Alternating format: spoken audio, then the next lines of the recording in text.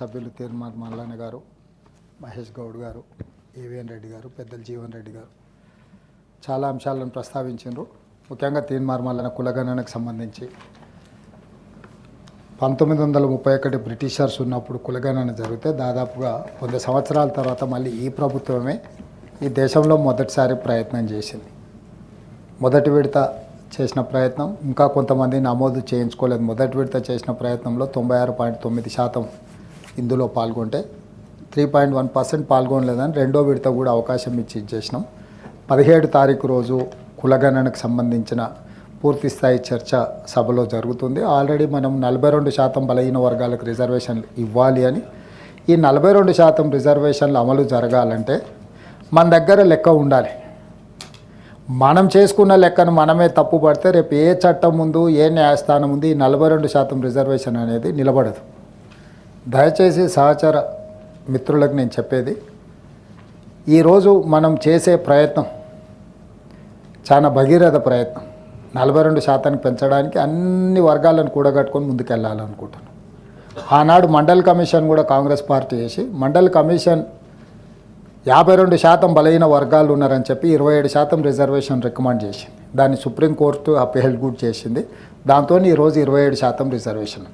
ఈ 27% రిజర్వేషన్ని ఈరోజు మళ్ళీ పెంచి 42%కి పెంచాలనుకుంటున్నాం. కాబట్టి ఈరోజు మొదట వచ్చే 42% తీసుకొని దాన్ని ఏ విధంగా ఇంకా ముందుకు వెళ్ళాలనో ప్రణాళికబద్ధంగా మనం ముందుకు వెళ్ళినప్పుడే బలహీన వర్గాలకు రాహుల్ గాంధీ గారు చేయాలనుకుంటున్న న్యాయం జరుగుద్ది. అందుకే దీనికి అందరినీ సహకరించాల్సిందిగా నేను కోరుకుంటున్నాను. ఇదే కాకుండా 30-35 సంవత్సరాల నుంచి ఎస్సీ ఉపకులాల వర్గీకరణ మీద కూడా ఎన్నో పోరాటాలు జరిగినాయి. ఇక్కడ ఉన్న సభ్యులందరూ కూడా దానికి ప్రత్యక్ష సాక్షి. ఈరోజు సుప్రీంకోర్టు తీర్పు నేపథ్యంలో మనం క్యాబినెట్ సబ్ కమిటీ వేయడమే కాకుండా 1 man commission, Shamim Akhtar commission వేసి వారు ఇచ్చిన నివేదికను తూచా తప్పకుండా ఈరోజు 15% ఎస్సీ రిజర్వేషన్లు కూడా 9%, 5%, 1%గా పంచి వర్గీకరణ ఉపకులాలకు కూడా పంచిపెట్టడం జరిగింది. ఈరోజు ఇది కూడా ఒక సామాజిక చైతన్యంతో కూడుకున్న ప్రతిపాదన. భవిష్యత్తులో జనాభా పెరిగినట్టుగా రిజర్వేషన్లు పెరిగితే మళ్ళీ ఆ దామాషా ప్రకారం వాళ్ళ రిజర్వేషన్లు కూడా పెరగడానికి అవకాశం ఉంటుంది. సభ్యులు ఈ సామాజిక సమీకరణల నేపథ్యంలో సామాజిక న్యాయం చేయడానికి ప్రభుత్వం ఏదైతే ప్రయత్నం చేస్తుందో నాకు ఇది ఒక గొప్ప అవకాశం అధ్యక్ష. ఎంతోమంది ముఖ్యమంత్రులు వచ్చిండ్రు పోయినారు, కానీ ఎవరికి ఈ రెండు వర్గాలను ఒకేసారి ఒకే సంవత్సరంలో వాళ్ళకి న్యాయం చేయడానికి అవసరమైన ప్రణాళికలను రచించడానికి నాకు గొప్ప అవకాశం వచ్చింది. దీన్ని మనం ముందుకు అందరం కలిసికట్టుగా తీసుకెళ్దామని కోరుకుంటున్నా. అదేవిధంగా కార్పొరేషన్లలో కేటాయించిన నిధులు, పెట్టిన ఖర్చు, వీటన్నిటిని కూడా తీర్మార్ మల్లన్న గారు ప్రస్తావించడం జరిగింది. నేను కూడా వారితో ఏకీభవిస్తున్నా. ముఖ్యంగా మోస్ట్ బ్యాక్వర్డ్ కార్పొరేషన్స్కి పేపర్ మీదనే కేటాయింపులు జరిగినాయి, నిధులు ఇది కాలేదు. అయితే గత 10 ఏళ్ళు అసలు అన్ని రకాలుగా అన్ని రకాలుగా ఉల్లంఘనలు లేకపోతే రకరకాల పరిస్థితుల వల్ల బడ్జెట్ తలకిందులై ఉన్నది. మొన్న వచ్చిన బడ్జెట్లో కూడా మా ఆర్థిక మంత్రి గారు మేము కూర్చొని మాట్లాడి అంతకంటే ముందు 2,95,000 కోట్ల రూపాయల బడ్జెట్ పెడితే దాన్ని కొంత తగ్గించా 2,91,000 కోట్ల రూపాయల బడ్జెట్ పెట్టినాం. ప్రతి సంవత్సరం బడ్జెట్లు పెంచుకుంటూ పోయిన చరిత్ర. కానీ మొదటిసారి మేము ప్రవేశపెట్టిన పూర్తిస్థాయి బడ్జెట్లో కొంత తగ్గించే పెట్టినాం. కానీ రాష్ట్రంలో, దేశంలో, ప్రపంచంలో ఉన్న ఆర్థిక మందగమనం మన రాష్ట్రం మీద కూడా పడ్డది. కాబట్టి ఈరోజు 2,91,000 పైచిలకు కోట్ల బడ్జెట్ మనం ప్రవేశపెడితే నాకు తెలిసి ఇంకా లెక్కలు పూర్తిగా రాలేదు, కానీ 2,25,000 కోట్ల లోపలనే మన బడ్జెట్ ఆగిపోతుంది. అంటే దాదాపుగా 70,000 కోట్ల రూపాయలు మన అంచనా వేసిన నిధులు మనకు చేరలేదు. ఈ 70,000 కోట్ల రూపాయలు కేటాయించిన ప్రతి దాంట్లో కొంత కోతలు విధించాలి. ఇంతకుముందు ఏవిఎన్ రెడ్డి గారు చెప్పాను, 6,500 కోట్లు నేను తినకపోయిన జీతభత్యాలు, పెన్షన్లు ప్రభుత్వ ఉద్యోగస్తులకు ఇవ్వాల్సిందే. 13 లక్షల పైచిలకు ఉద్యోగస్తులు ఉన్నారు, రెగ్యులర్, కాంట్రాక్ట్, అవుట్సోర్సింగ్. ఈ ప్రభుత్వం నుంచి ప్రతి నెల జీతాలు ఇవ్వాల్సిన వాళ్ళు 13 లక్షల పైచిలకు ఉన్నారు అధ్యక్ష.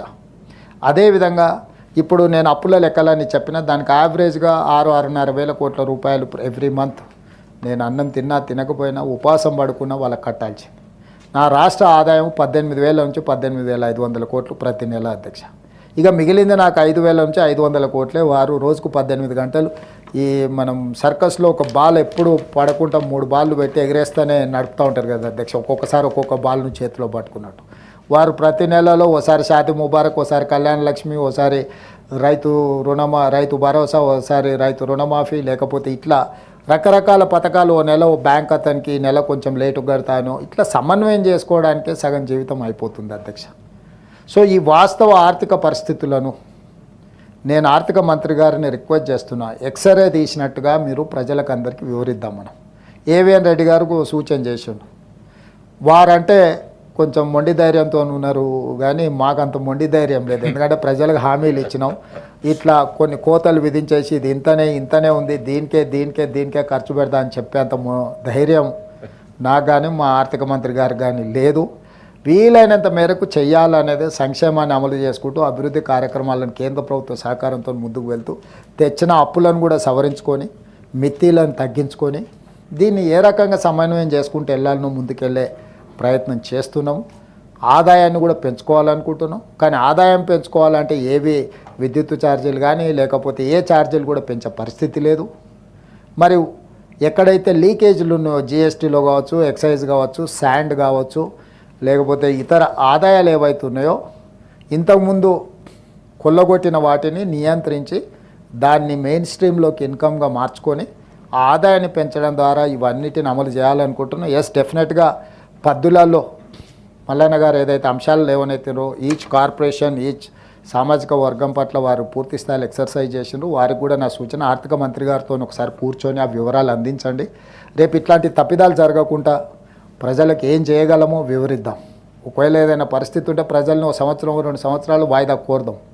మనం విధిలేని ఖర్చు ఎందుందో విద్యాశాఖ కూడా 21,000 కోట్లు కేటాయించిన పోయినసారి 8% రఫ్లీ 15% వరకు నిధులను పెంచి ఇది ఖర్చు కాదు పెట్టుబడి, భవిష్యత్ తరాల భవిష్యత్తు కోసం పెడుతున్న పెట్టుబడి అని చెప్పి వాటిని కూడా పెంచాలనుకుంటాం. ప్రాధాన్యతలు మనం చర్చించి నిర్ణయించుకుందాం. మేము స్పష్టంగా మీ అందరి ముందలనే పెట్టి మీ ఆలోచన తీసుకుంటాం. అదేవిధంగా ఆనాడు దామోదర్ రాజనరసింహ గారు, బట్టి విక్రమార్క గారు ఆనాడు ఎస్సీ ఎస్టీ సప్లాయిని తీసుకొచ్చారు, చట్టాన్ని చేసి చట్టబద్ధత కల్పించారు. కాబట్టి ఈరోజు ఆ వర్గాలకు న్యాయం జరుగుతుంది. బీసీ సప్లాయిని కూడా చేయాలన్నదే నా ఆలోచన. దానికి కూడా మనం సమీకరించుకుందాం, చర్చించుకుందాం. వాళ్ళకు న్యాయం జరగాలి. ఇన్ని రోజులు జరిగిన అన్యాయాన్ని, నష్టాన్ని పూడ్చడానికి ఏ రకంగా మనం చట్టబద్ధత కల్పించి మన చిత్తశుద్ధితో నిరూపించుకోవాలో మన ప్రభుత్వం తప్పకుండా ముందుకు వెళ్తుంది. ఈ విషయాలన్నిటిని కూడా దృష్టిలో పెట్టుకుంటాం. కేసులకు సంబంధించి మహేష్ గౌడ్ గారు ప్రస్తావించారు. ఈ కేసులు మనం ఆషామాషి ఇక్కడ చర్చించేదన్న నిర్ణయం తీసుకున్న కోర్టులు గతంలో కొట్టేసినాయి. గతంలో చంద్రబాబు నాయుడు గారు ఉన్నప్పుడు తీసేసిన కేసులను రాజకీయ నేపథ్యంలో పెట్టిన కేసులు కాబట్టి కోర్టులకు వెళ్తే కొట్టేసారు. తర్వాత రాజశేఖర రెడ్డి గారు ముఖ్యమంత్రి ఉన్నప్పుడు కూడా కొన్ని కేసులు తీసేస్తే కోర్టులకు వెళ్తే కొట్టేసిండ్రు. ఈరోజు ముఖ్యమంత్రి ఉండి నేను కూడా నిన్నమన్న కోర్టులో పోయి నా మీద రాజకీయ కక్షతో పెట్టిన కేసులైనా ముఖ్యమంత్రి హోదాలో కూడా నిన్నమన్న కోర్టుకు పోయి నించొని న్యాయస్థానాలను గౌరవించి ఆ కోర్టు కేసులను అన్నిటిని కూడా మనం చూస్తున్నాం. డెఫినెట్గా తీయగలిగిన కేసులు ఏమేమి ఉన్నాయో వాటిని పరిశీలిద్దాము. ఎందుకంటే మనం ఇక్కడ కూర్చొని తీసేసిన కోర్టులు ఆమోదిస్తలేవు. నేను అందుకోసమే వాటిని జాగ్రత్తగా గమనిస్తున్నా. వాటిని కొంత మనం పక్కాగా ప్రణాళిక చేసుకొని ముందుకెళ్తే తప్ప ఈ కేసులను తీయడానికి అవకాశం లేదు. కాబట్టి వాటిని ఎట్లా తీయాలి, ఏం చేయాలనేది ఓ రోజు సభలో చర్చించి అందరి సూచన మేరకు నిర్ణయం తీసుకుందాం. ఓవేళ ఏదైనా విషయం వస్తే న్యాయస్థానాలలో ఏ విధంగా ఎదుర్కోవాలో ప్రభుత్వం మనం అందరం కలిసి ఎదుర్కొందాం. రాజకీయ కక్షా సాధింపులో భాగంగా ఏవైతే పెట్టినరో వాటిని తీసేద్దాం. అదేవిధంగా ఉద్యోగాల డిఏలు కానీ రిటైర్మెంట్ బెనిఫిట్స్ గురించి ప్రస్తావించారు. అధ్యక్ష, 8,000 కోట్ల రూపాయలు బకాయిలు ఉన్న ప్రభుత్వ ఉద్యోగుల యొక్క బెనిఫిట్స్, డిఏలు, డిఏలు కాదు అసలు బెనిఫిట్స్ రిటైర్ అయిపోయిన వాళ్ళకు వారు మాకు ఇచ్చిపోయిన నజరానా. ఇప్పుడు మేము నెలకు 200 నుంచి 300 కోట్లు వాళ్ళకి ఇవ్వగలుగుతున్నాం. 1000 కోట్లు నెలకి ఇచ్చుకుంటూ పోతే కూడా సంవత్సరం పడుతుంది వాళ్ళ బకాయిలు తీర్చడానికి. వారి బకాయిలు ఎగ్గొట్టేదానికే 58 ఏళ్ళు ఉన్న రిటైర్మెంట్ వయసును 61 ఏళ్ళకి పెంచండి, ఇవన్నీ ఇవ్వాల్సి వస్తుందని. ఇప్పుడు ఆ 61 ఏళ్ళు పూర్తి అయిపోయినాయి, అందరు రిటైర్ అయిపోతారు. ఒక చిన్న అటెండరు ప్రభుత్వ ఉద్యోగి రిటైర్ అయితే మినిమం 50 లక్షలు ఇవ్వాల్సి వస్తుంది అధ్యక్ష. ఓ స్థాయి ఉన్న ఉద్యోగి రిటైర్ అయితే 1,12,00,000 మొన్న మా ఆర్థిక శాఖతో ఏదో సమీక్షిస్తూ ఒక ప్రభుత్వ ఉద్యోగి రిటైర్ అయితే ఎంత పడుతుంది ఆ భారం అంటే, అటెండర్ స్థాయి ఉద్యోగి అయితే 50 లక్షలు పడుతుంది, కొంచెం స్థాయి ఉన్న ఉద్యోగి అయితే 1,00,00,000 నుంచి 1,15,00,000 పడుతుంది సార్ అంటారు. వేలాది మంది ఉద్యోగులు ఈ 3 ఏళ్ళు పెంచడం వల్ల 3 ఏళ్ళు పూర్తి అయిపోయి ఇప్పుడు రిటైర్మెంట్ బాటన పడుతున్నారు. 8,000 కోట్లు రిటైర్డ్ ఎంప్లాయీస్ యొక్క బెనిఫిట్సే మా దగ్గర పెండింగ్ ఉన్నాయి. దాన్ని కూడా కొత్త బడ్జెట్లో ఆర్థిక మంత్రి గారు నేను చర్చించుకున్నాం. ఒక పరిష్కారం చూపిస్తే ఎవరు ఎక్కడికి వెళ్ళాల్సిన పని లేకుండా వాళ్ళకి ఎప్పుడు ఇస్తే ఒక స్పష్టత ఇస్తాం, ఒక కార్యాచరణ చేసుకొని రిటైర్డ్ ఉద్యోగులకు కూడా ఒక నమ్మకం కలిగించి వాళ్ళు కూడా వాళ్ళ జీవితాన్ని ఒక ప్రణాళికబద్ధంగా నిర్వహించి ఈ ఫలానా నెల నా డబ్బులు వస్తాయంటే అతను ఎక్కడైనా సర్దుకోవడమో చెప్పుకోవడమో ఇచ్చుకునే వాళ్ళకు కూడా తారీఖు చెప్పుకోవడానికి ఉంటుంది. క్లియర్గా వాళ్ళ సీనియారిటీ ప్రకారం ఏ రకంగా చేస్తామో సంవత్సరం తిరిగే లోపల 100% వాళ్ళ బకాయిలన్నీ చెల్లిస్తాను మాత్రం నేను చెప్పదలుచుకున్నాను అధ్యక్ష. ఓవర్ నైట్ 1 నెల 2 నెలల్లో చేస్తామని నేను చెప్పినా అది అబద్ధం. చెప్పడం వల్ల వాళ్ళు ఇంకా మరింత ఆందోళనకు గురై 2 నెలల తర్వాత రాకపోతే ఆందోళనకు గురై సెక్రటేరియట్ల చుట్టూ పర్యకారుల చుట్టూ తిరిగి అనవసరంగా వాళ్ళు ప్రయాసపడమే తప్ప 25 ఏప్రిల్ 1 నుంచి 26 మార్చి 31 లోపల సంవత్సరం తిరిగే లోపల ఫైనాన్షియల్ ఇయర్లో 100% రిటైర్డ్ ఉద్యోగుల బెనిఫిట్స్ అన్నిటిని కూడా ఇస్తాం. అదేవిధంగా మిత్రుడు డిఏల గురించి మాట్లాడిండు. ప్రతి నెల 1వ తారీఖు నాడు జీతాలు ఇవ్వడానికే తలప్రాణం తోకకు వస్తుంది. మా ప్రభుత్వ ఉద్యోగులకు నేను ఇక్కడ నుంచి విజ్ఞప్తి చేస్తున్నా, నెల 1వ తారీఖు నాడు జీతాలు తీసుకొని మనం ప్రభుత్వానికి కొంత సేవలు అందిద్దాము. కొంత సమయం పడుతుంది. ఈరోజు ఏమాత్రం ఏం చేసుకున్నా ఈ వ్యవస్థ కూడా దెబ్బతింటుంది. మన 1వ తారీఖు నాడు జీతాలు ఇవ్వడానికి రిజర్వ్ బ్యాంకు దగ్గర అప్పుడప్పుడు చేబదులు అంటారు కదా అధ్యక్ష, ఊర్లలో అంటాం కదా, బ్యాంకు లోను షూరిటీస్ కాకుండా చేబదులు మళ్ళీ ఇస్తాం. 4,000 కోట్ల రూపాయలు చేబదులు చేసి ఫస్ట్ నాడు జీతాలు ఇచ్చిన అధ్యక్ష. రిజర్వ్ బ్యాంకును ఇంకో 4-5 రోజులలో నీకు సర్దుతా నాకు వచ్చేదాన్ని బట్టి చేబదులు ఇవ్వని రిజర్వ్ బ్యాంకులో 4,000 కోట్ల రూపాయలు తెచ్చుకొని ప్రభుత్వ ఉద్యోగులకు 1వ తారీఖు నాడు జీతాలు ఇచ్చిన అధ్యక్ష. అందుకే దయచేసి మా ప్రభుత్వ ఉద్యోగులకి ఈ ప్రభుత్వం మీది, అన్ని లెక్కలు మీ ముందరనే పెడతా. ఏది ఎట్లా పంచుదామో చెప్పండి, ఏది ఆపుదాం ఏది పంచుదాం. మీ లెజిటిమేట్ రైటు డిఏలు కావచ్చు, కరువు భత్యం కావచ్చు, ఇవన్నీ మీ లెజిటిమేట్ రైటే. కానీ నిజమైన జీతభత్యాలు 1వ తారీఖు నాడు ఇవ్వడానికే నిస్సహాయ పరిస్థితి ఉంది. నిస్సహాయ పరిస్థితి ఉన్నప్పుడు అప్పుడప్పుడు మనకు జ్వరం వచ్చినప్పుడు పథ్యం పాటిస్తాం అధ్యక్ష. మీకు ఐడియా ఉంది కదా అధ్యక్ష. కొంచెం ఆరోగ్యం ఇట్లట్లయితే ఒక వారం రోజులు నాన్ వెజ్ తినడం మానేస్తాం, తెలుసు కదా అధ్యక్ష. మనం అట్లనే మనకి ఏదైనా పరిస్థితి, రాష్ట్ర ఆర్థిక పరిస్థితి కొంత బలహీనంగా ఉన్నది. మా ప్రభుత్వ ఉద్యోగస్తులందరినీ నేను విజ్ఞప్తి చేస్తున్నా, అదనంగా ఏం కోరికలు కోరకండి. అప్పుడప్పుడు మా వాళ్ళే కాబట్టి కుటుంబ సభ్యులు కాబట్టి బెదిరిస్తారు, ధర్నా కోతాం, దీక్ష కోతాం, లేకపోతే బంధు పాటిస్తాం, లేకపోతే పెన్ను డౌన్ అంటారు, లేకపోతే అది డౌన్ అంటారు. ఏది డౌన్ అన్నా మొత్తం ప్రభుత్వం డౌన్ అయిపోతుంది. వాస్తవంగా అమ్ముదామన్నా మా దగ్గర ఏం లేదు, మా దగ్గర మా సొంతంది ఏదైనా ఉంది అమ్మి పెట్టినా సరిపోదు. మనందరం జపాన్లో ఒక పద్ధతి ఉంది, నిరసన తెలపాలనుకుంటే ఒక 2 గంటలు ఎక్కువ పని చేస్తారంట అక్కడ ఉత్పత్తి. అంటే ప్రభుత్వానికి నిరసన తెలపాలనుకున్నప్పుడు జపాన్ లాంటి దేశంలో ఉద్యోగస్తులు ఒక 2 గంటలు అదనంగా పనిచేస్తారంట. అట్లాంటిది ఏదన్నా నూతన విధానాన్ని మా ప్రభుత్వ ఉద్యోగస్తులు తీసుకొని రోజుకొక 2-3 గంటలు అదనంగా పనిచేసి మా ప్రభుత్వానికి నిరసన తెలిపి ఆదాయాన్ని పెంచితే పెరిగిన ఆదాయాన్ని తిరిగి మీకు అందరికీ పంచుతాం. ఆదాయాన్ని పెంచడం, పేదలకు పంచడమే ఈ ప్రభుత్వ విధానం. కాబట్టి మా మల్లన్న గారికి కూడా వాళ్ళందరితో సత్సంబంధాలు ఉన్నాయి. వారే మాట్లాడి ఆర్థిక మంత్రి గారికి కల్పించి ఈ డిఏలు ఈ పంచాయతీలు జర లేకుండా చూసి కొంతకాలం, ఎందుకంటే వచ్చిన వెంబడే వంచుతాం. ఒకవేళ వస్తుందా లేదా అనే దానికి ప్రతిరోజు రిజర్వ్ బ్యాంకు అది లెక్క చూసేది కూడా మనోళ్ళకి ప్రతిరోజు పొద్దున్నే మీటర్ చూపి ఉప ముఖ్యమంత్రి గారు, ఎందుకని అంటే ఒకవేళ మనం చెప్తుంది నిజమా అబద్ధమా అని అనుమానం కూడా లేకుండా అన్ని వివరాలు వాళ్ళకి చూపించండి. ఎందుకంటే వీళ్ళందరూ సహకరిస్తేనే ప్రభుత్వం ముందుకెళ్తుంది అధ్యక్ష. కేంద్ర ప్రభుత్వాన్ని కూడా మేము పదే కలుస్తున్నది అందుకే. ఉన్న అప్పులను డెట్ రీస్ట్రక్చర్ చేసుకోవాలి, రేట్ ఆఫ్ ఇంట్రెస్ట్ తగ్గించుకోవాలని, కొన్ని అదనంగా కేంద్రం నుంచి నిధులు రాబట్టుకోవాలని, కొన్ని కొత్త ప్రాజెక్టులకు కొత్త నిధులు మంజూరు చేయించుకోవాలని పట్టి విక్రమార్క గారికో నాకో శ్రీధర్ బాబు గారికో ఢిల్లీ వెళ్తే కాలుష్యానికి గొంతు నొప్పి, కాళ్ళ నొప్పులు, కీళ్ళ నొప్పులు వస్తున్నాయి అధ్యక్ష ఒక్కరోజు అక్కడ ఉంటే. వీటన్నిటిని కూడా భరించుకుంటూ ఎందుకు పదే ఢిల్లీ ప్రయాణం చేస్తున్నాం అంటే కేంద్ర ప్రభుత్వం కూడా సహకారం అందించాల్సిన అవసరం ఉంది, వాళ్ళతో సహకారం తీసుకోవాల్సిన అవసరం ఉన్నది అధ్యక్ష. మేము గత పాలకులిగిన हमें कुछ नहीं चाहिए आपके प्यार बस है यानी आप प्यारों का दीवाना नहीं है अध्यक्ष, हम पैसों का दीवाना है क्योंकि हम बहुत कुछ देने का है गरीब लोगों को, दलित आदिवासी महिला सब लोगों के लिए हम कुछ करना है.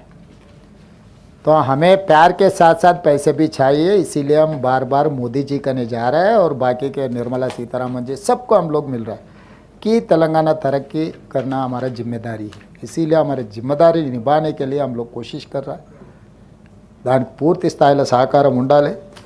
గవర్నర్ గారు వ్యవస్థలతోని మేము ఒక సత్సంబంధాలను పెట్టుకున్నాం. అటు న్యాయ వ్యవస్థ పట్ల, గవర్నర్ వ్యవస్థ పట్ల, కేంద్ర ప్రభుత్వం పట్ల, ఎన్నికల అధికారుల పట్ల, ఒక రాష్ట్ర ప్రభుత్వానికి సంస్థలతోని ఒక సత్సంబంధాలను ఏర్పరచుకొని ఒక మంచి పరిపాలన, గుడ్ గవర్నెన్స్ ఇవ్వాలనుకుంటున్నాం.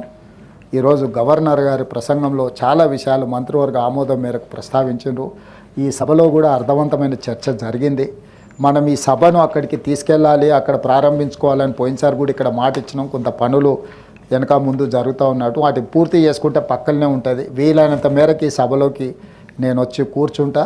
విద్యా విషయంలో కూడా చాలా ప్రతిపాదనలు వచ్చినాయి. ఇంతకుముందు తమ చేంబర్లో మాట్లాడినప్పుడు ఓ రోజు ప్రత్యేకమైన చర్చ పెట్టుకుందాం.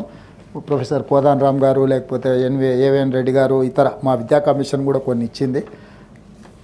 రిఫార్మ్స్ ఏం తీసుకొద్దాం, ప్రక్షాళన ఏం చేసుకుందాం. 29,550 స్కూల్స్ ప్రభుత్వ పాఠశాలలు ఉన్నాయి, కానీ 24 లక్షల మంది మాత్రమే స్టూడెంట్స్ ఉన్నారు. అది 18,70,000 పడిపోయింది. ప్రైవేట్లో 11,000 పైచిలకు స్కూళ్ళు ఉంటే 36 లక్షల మంది విద్యార్థులు ఉన్నారు.